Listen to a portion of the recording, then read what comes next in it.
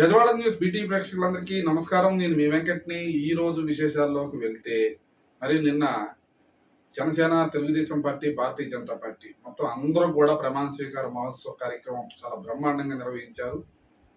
Successful గా కార్యక్రమాన్ని ముగించారు. అయితే మరి చంద్రబాబు నాయుడు గారు గెలిచిన తర్వాత ఇంకా ప్రమాణ స్వీకారం జరగక ముందు నుంచే అమరావతిలో పనులు ప్రారంభమయ్యాయని చెప్పుకోవచ్చు.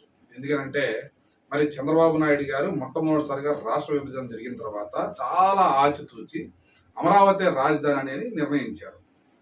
ఆ సమయంలో ప్రతిపక్ష నేతగా ఉన్న వైఎస్ జగన్మోహన్ రెడ్డి కూడా అప్పుడు మద్దతు పలికిన తర్వాత మళ్ళీ ఆయన అధికారంలోకి వచ్చిన తర్వాత దాన్ని 3 రాజధానులు చేసి అమరావతిని నిర్లక్ష్యం చేశారనే అంశాన్ని తెలుగుదేశం పార్టీ పదే పదే ప్రజల్లోకి తీసుకెళ్లడం వల్ల ఆంధ్రప్రదేశ్కి రాజధాని లేని ఆంధ్రప్రదేశ్గా మార్చారని ప్రజలు కూడా ఒకంత అసహనానికి లోనయ్యి మొత్తానికి ఎన్నికల్లో వైఎస్ఆర్ కాంగ్రెస్ పార్టీని మట్టి కల్పించారు. దీంతో ఒక్కసారిగా తెలుగుదేశం పార్టీ మీద చాలా పెద్ద బాధ్యత పడింది.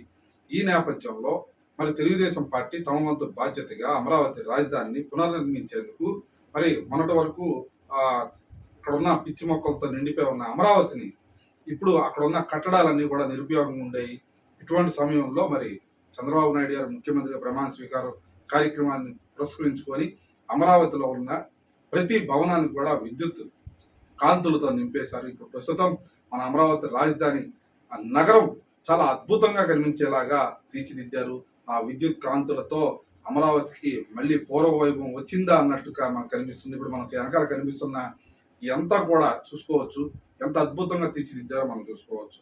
అంటే ఇప్పుడే ఇలా ఉంటే మరి 5 ఏళ్ల తర్వాత మన అమరావతి రాజధాని ఎలా ఉండబోతుంది అనేది కూడా మనందరం ఎదురు చూస్తున్న రోజు మరి ఎప్పుడు వస్తుందని ఎదురు చూద్దాం.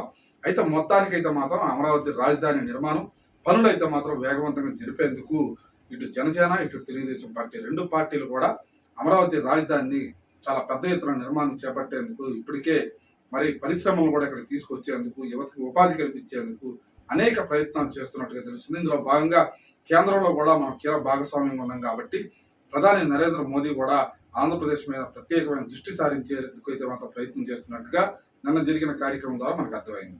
మొత్తానికి మనకి ఆంధ్రప్రదేశ్ మంచి రోజులు వచ్చాయనే విషయం అయితే మాత్రం ప్రతి ఒక్కరు తెలుసుకోవాల్సిన అవసరం ఎంతైనా ఉంది.